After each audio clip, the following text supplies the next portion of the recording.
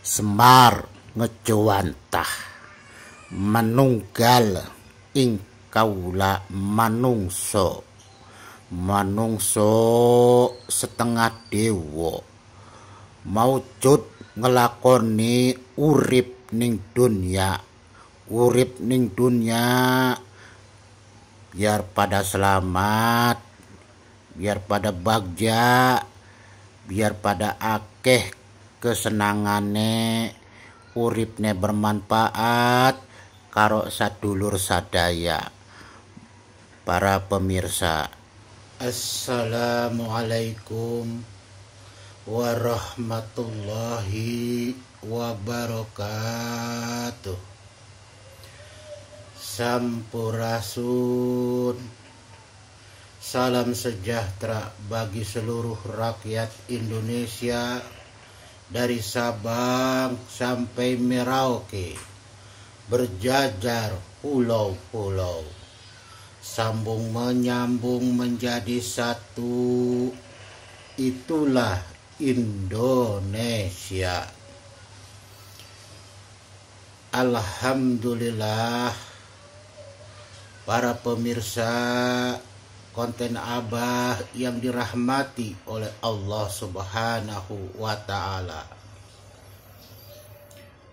semoga Allah Subhanahu wa Ta'ala senantiasa melimpahkan karunia rezeki kepada kita, senantiasa melimpahkan karunia kesehatan kepada kita, senantiasa memberikan kemudahan di dalam hidup, dalam mencari mata pencaharian atau penghidupan kita sehari-harinya. Dan semoga Allah Subhanahu wa Ta'ala senantiasa melindungi kita dimanapun kita berada. Amin ya Allah ya Rabbal Alamin. Para pemirsa konten Abah yang dirahmati oleh Allah Subhanahu wa Ta'ala, pada kesempatan ini Abah akan menyampaikan sebuah topik pembahasan yang dimana pembahasannya adalah merupakan sebuah proses perjalanan dari sang Satria Piningit alias Bocah Angon, atau sejatinya sang Satria Piningit itu sendiri. Para pemirsa konten Abah yang berbahagia dimanapun berada, yang sekarang sedang menikmati liburannya, ya, mudah-mudahan semuanya diberikan kebahagiaan oleh Allah Subhanahu wa Ta'ala dengan kesenangan yang berupa-rupa, sehingga kita bisa beraniskurlah, bisa memperbanyak daripada rasa syukur kepada Allah Subhanahu wa Ta'ala. Para pemirsa konten Abah dirahmati Allah, topik pembahasan pada kesempatan ini atau saat ini adalah Abah akan membahas sebuah topik, yaitu kembalinya Sang Garuda Sakti kepada pangkuan Ibu Pertiwi melalui anak bangsa yang terpilih, yaitu Sang Satria Piningit. Jadi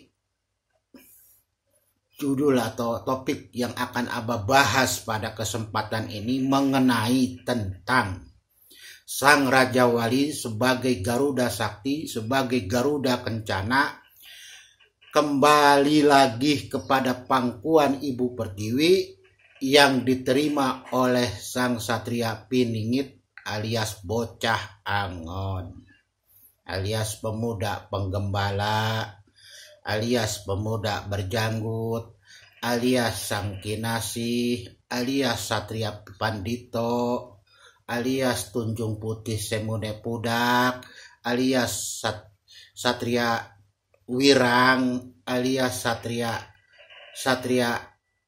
apa ya, dan sebagainya ya, dan sebagainya yang tidak Abah sebutkan ya.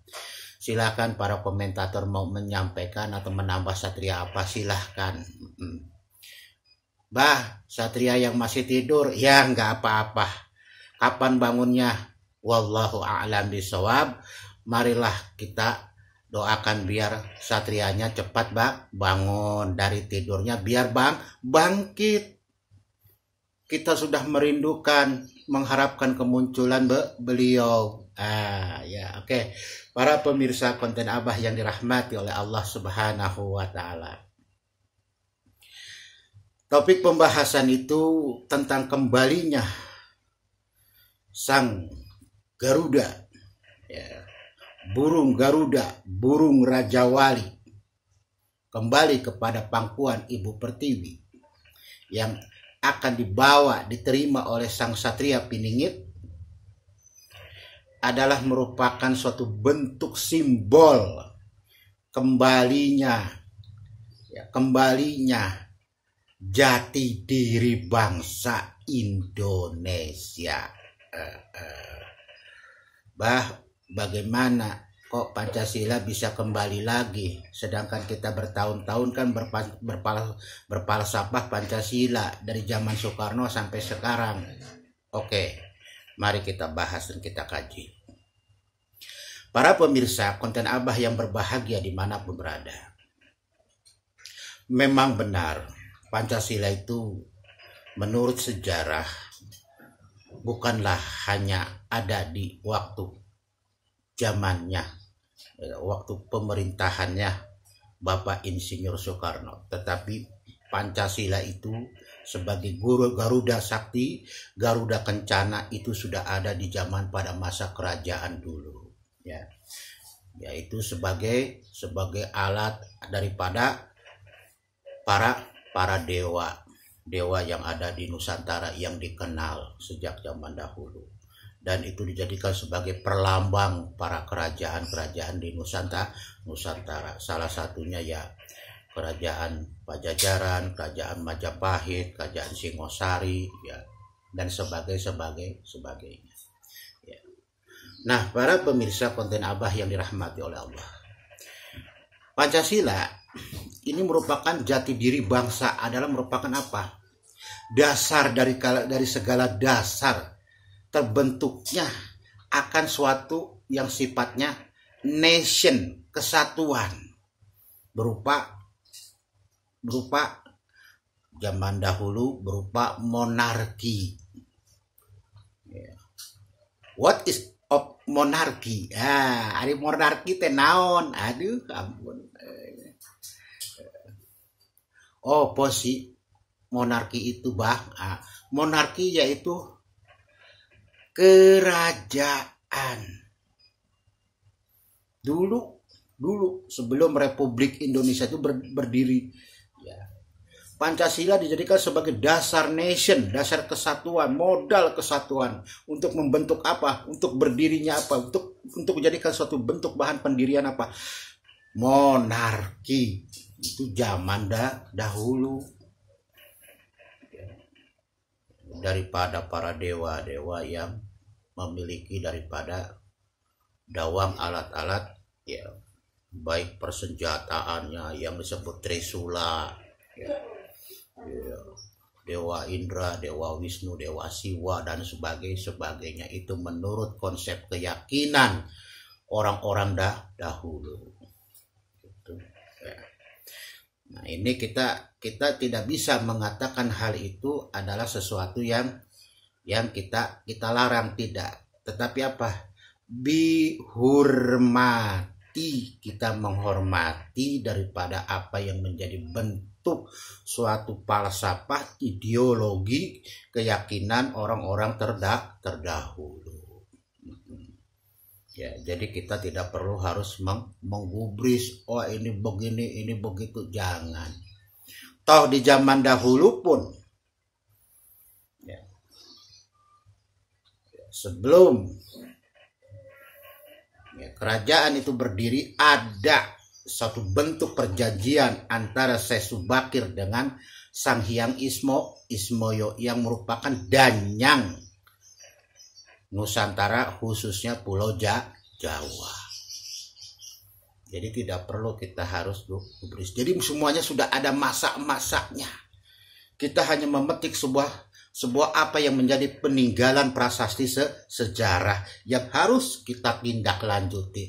Apa sih maksud di dalam sebuah sejarahnya yang ditinggalkan oleh orang-orang terdahulu? Nah, inilah yang harus kita kaji dan analisa. Makanya dikata sambung menyambung menjadi satu. Dari mana? Dari pulau ke pulau. Itulah Indonesia. Sabang sampai Merauke. Di situ ada sebuah sejarah. Dari segi ekonominya, sejarah ekonominya, kehidupan manusianya bagaimana. Secara sosialnya, secara sistem politiknya, secara agamanya dan budayanya bagaimana dari Sabang sampai Merauke. Itu menjadi sebuah kajian dan analisa kita sampai sekarang kita terima. Jangan sampai istilah dikata bahwa budaya-budaya yang sudah terbentuk ya, dan itu merupakan jadi ciri khas jati diri bangsa hilang begitu saja. Yang akhirnya apa? Datanglah gaya-gaya modernisasi, globalisasi yang dimana yang tadinya masyarakat Indonesia sopan, santun, berpakaian, bertutur kata. Tak taunya sekarang banyak anak lanang pakai anting. Dulu ada nggak pakai anting? Ya kagak ada. Yang ada apa? Yaitu hiasan. Hiasan bagi seorang raja di telinganya. Itu hiasan bukan anting. Terus apalagi wanita yang memakai celananya semakin ke atas, ngetat, aduh ampun dah, ya bonggol kayunya kelihatan, ampun, ya jadi malu kita sebagai anak bangsa melihatnya, sedangkan itu adalah mahkota kita, tuh. Bagi seorang laki-laki, wanita adalah mahkota kita yang harus dijaga dan terpelihara. Tapi apa? Efek globalisasi dan karena kita meninggalkan jati diri budaya bangsa ini, ya begini akhirnya. Kehilangan ini makanya mengakibatkan terjadinya dekadensi moral. Pancasila adalah sebagai falsafah dan pandangan hidup bangsa yang ketika pada waktu zaman sejarah setelah dirangkum oleh Bung Karno dijadikan sebagai bentuk ideologi, ternyata zaman edan datang ke Indonesia. Luar biasa zaman globalisasi. Ya, memutus rantai jati diri bangsa sehingga anak-anak generasi selanjutnya setelah daripada zamannya para Bapak Insinyur Soekarno kemarin mengalami sebuah bentuk dekadensi moral dengan bentuk-bentuk munculnya paradigma baru. Kita harus mengikuti arus daripada kemajuan teknologi. Tak taunya apa? Hancur lebur, tidak menghargai karya daripada para leluhur kita, sampai dikatakan ini bid'ah, ini bad'u dan bid'ah dan sebagainya lah gitu, syirik dan sebagainya. Tahunya apa? Padahal itu adalah suatu budaya yang memang ya, perlu kita lestarikan, dan itu tidak menjadi suatu bentuk keyakinan, tapi perlu kita lestarikan budaya itu. Ya, yang penting apa? Yang penting bahwasanya kita mempunyai suatu prinsip keyakinan hidup, pedoman hidup yang kuat ya. Yang kuat bagi seorang muslim mungkin memegang Al-Qur'an dan hadis berpedomannya ke situ ya. Dan tentulah Pancasila menjadi pandangan. Jadi harus kuat Pancasila juga. Tetapi apa? Dengan datangnya orang-orang asing ke Indonesia, terbentuk asimilasi budaya. Nah, disinilah saudaraku terjadinya dekadensi moral sehingga apa? Nilai-nilai Pancasila hilang di tengah-tengah masyarakat. Sekarang mah diajak gotong royong juga nggak mau, males. Betul apa tidak? Iya. Kalau mungkin ada orang yang kaya kali punya duit, ya udah suruh aja orang lain dah tuh diupahin dan sebagainya. Padahal nilai yang paling bermanfaat itu adalah dari apa? Dari segala organ tubuh kita yang dipergunakan secara baik dan halal itu. Bukannya kita tidak boleh, boleh saja. Bagi orang yang mampu silakan. Ya, menyuruh orang dengan cara memberikan jasa silakan. Tetapi lihatlah. Di sana itu ada nilai kebersamaan, ada nilai persahabatan, ada nilai silaturahmi. Di mana apa? Di mana di dalam kandungan persahabatan, persaudaraan, silaturahmi itu sangat besar sekali hikmahnya di balik itu. Kenapa? Contoh, kalau satu RT ada yang meninggal, ya, maka kita sama-sama datang. Tetapi bagi seorang yang merasa individualistis, ya biarkan sajalah, nanti juga ada orang datang. Nah, begitu.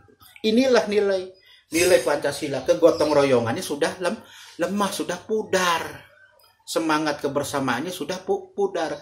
Dari mana? Dari proses rejim ini sampai sekarang dekadensinya tuh terus melorot dan sebagainya. Sampai dikata anak membunuh orang tua membunuh anak, ya, sampai dikata mengadu domba, memfitnah dan sebagainya. Ini dari mana asalnya? Ya kalau itu karena bisikan setan, karena rayuan setan. Itu mah sudah dari dikata zaman Nabi. Sudah diterangkan, dijelaskan. Ya. Iya, itu mah udah paham, udah mengerti. Ya, qul a'udzu birabbin nas, malikin nas, ilahin nas, waspada itu waswisu pisudurinas gitu. Seperti itu dijelaskan. Tapi tetap saja terjadi. Kenapa? Ya ini kalau dampak apa? Dampak arus efek daripada pengaruh globalisasi. Dengan gaya-gaya hidup yang mewah, motornya canggih, mobilnya canggih, hayang teboga duit maksakeun. Tah, terlalu bahaya. Ya.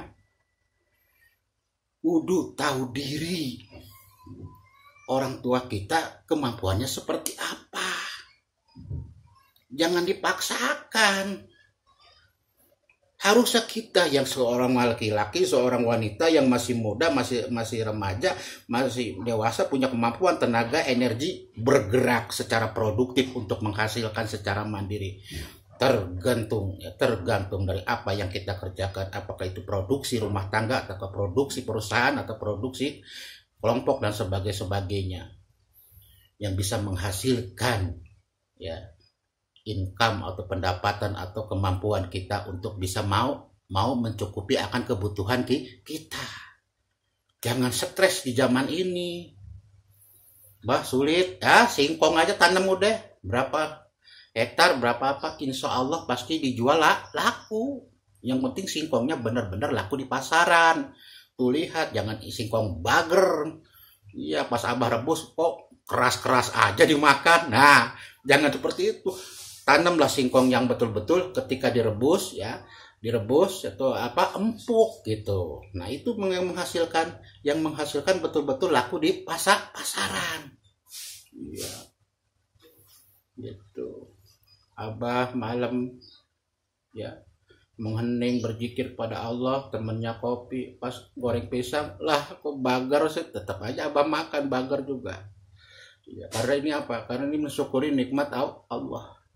Tetapi ketika kita mau melihat sebuah proses nilai produksi yang bagus, carilah produksi yang betul bibit tanamannya itu bagus dan hasilnya pun bagus, bisa laku dijual di tengah masyarakat begitu. Nah, saudaraku, inilah efek daripada dekadensi moral, ya, pengaruh daripada istilahnya terjadi sebuah kesenjangan moral yang begitu jauh dari mana? Dari nilai-nilai Pancasila yang tadinya tertanam kuat, ya, sehingga terbentuk kesatuan, ya. Kesatuan Republik Indonesia yang dikatakan merdeka tiba-tiba luntur karena arus globalisasi yang betul-betul menggerogoti budaya bangsa. Nah, sekaranglah saatnya Sang Raja Wali, Sang Garuda Sakti, Sang Garuda Kencana kembali kepada pangkuan Ibu Pertiwi yang dibawa oleh Sang Satria Piningit. Mari kita bangkit dan berdiri lagi. Bagi para pemerhati, ya, komentator nih semuanya merupakan pemerhati pengawal daripada kesatriaan alias sejarah Satria Piningit, Andalah yang akan memulai daripada pengawalan sejarah, pengawalan kemunculan Sang Satria Piningit. Bukan orang-orang yang mengatakan sejarah itu adalah bohong dan halusinasi atau dongeng.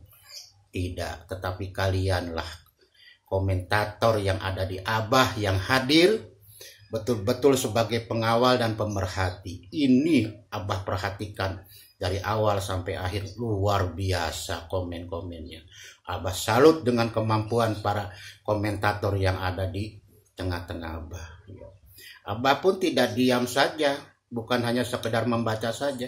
Siapapun, Abah pun mendata siapa orang-orangnya. Karena apa? Karena Abah pun ada satu yang Abah rahasiakan dan tidak mungkin Abah buka di sini. Ya, tidak mungkin Abah buka di forum umum. Maka sedikitnya Abah bisa menyampaikan tentang apa yang terjadi pada Satria Piningit alias Bocah Angon. Dan judul-judul topiknya pun sangat berinspiratif. Tidak mengambang, selalu konsekuensi antara dua variabel X dan variabel Y yang saling berpengaruh. Ya, inilah kembalinya kepada Sang Satria Piningit, yaitu Sang Raja Wali Pancasila Burung Garuda Sakti Kencana, kembali kepada pangkuan Ibu Pertiwi. Beliaulah ya Sang Satria Piningit yang akan memangku kembali negeri ini menjadi negeri NKRI, mercusuar dunia. Banyak yang tidak suka akan hal proses perjalanan Sang Satria Piningit ataupun sejarahnya. Inilah yang menjadi kendala kita bagi para pemerhati daripada perjalanan sejarah Sang Satria Piningit. Banyaknya sejarah Sang Satria Piningit itu ditutup-tutupi. Ya. Padahal ini sudah disampaikan di dalam film, ya, orang-orang terdahulu, ya, yang membuat film. Ada istilah judul tutur tinular, saur sepuh, angling dharma, Arya Kamandanu dan sebagainya. Ini adalah merupakan sebuah contoh. Tutur tinular itu tutur perkataan tinular yang ditular-tularkan sampailah ke generasi sekarang. Makanya kan ada di antara kita yang sekarang ini sedang duduk dengan orang tua, karena orang tua sudah duluan dia mendapatkan informasinya. Ataupun dari sejarah Prabu Joyoboyo, Prabu Siliwangi, Ronggo Warsito dan sebagainya mendapatkan. Inilah suatu bentuk, ya, pemerhati, pengawal, penjaga, pemelihara daripada sejarah Sang Satria Piningit yang insya Allah dengan Abah yakin sekali bahwa beliau sudah ada dan tinggal nunggu waktunya muncul di tengah-tengah masyarakat menjadi penek no blimbing kue, menjadi sang juara dengan 5 jari. 5 jari sudah Abah sampaikan di konten yang lalu, ya. Silakan baca di konten, silakan tonton di konten-konten Abah yang sebelumnya. Nah, inilah suatu bentuk lir-ilir karya Sunan Kalijaga, bener itu mengacu kepada budak Angon alias Bocah Angon, yaitulah Sang Satria Piningit. Di jerone, di dalamnya, gitu kan. Makanya apa? Ketika Sang Satria Piningit tugas, johirnya melihat, raga alusnya bekerja. Tahu dia kemana apa yang dikerjakan. Ya, maka petunjuk-petunjuk itu datang kepada Abah untuk disampaikan. Ya, inilah. Mari kita berbagi informasi. Ya, oke, para pemirsa konten Abah yang dirahmati oleh Allah. Jadi itulah ya bentuk kembalinya daripada Pancasila ke pangkuan Ibu Pertiwi melalui siapa? Melalui Sang Satria Piningit. Setelah terjadinya suatu bentuk dekadensi moral, itu Pak, kesenjangan moral, akhlak dan sebagainya yang terjadi di tengah-tengah masyarakat, nilai Pancasila pudar sedikit demi sedikit. Nah, sekarang saatnya ketika terjadinya peralihan daripada puncaknya Goro-Goro adalah merupakan suatu bentuk peralihan dari kala Bendu ke kala Suba. Terima kasih para pemirsa semuanya dimanapun berada, semoga berbahagia selalu menikmati liburannya, ya. Jangan lupa saling kita mengasihi, menyayangi kepada sesama.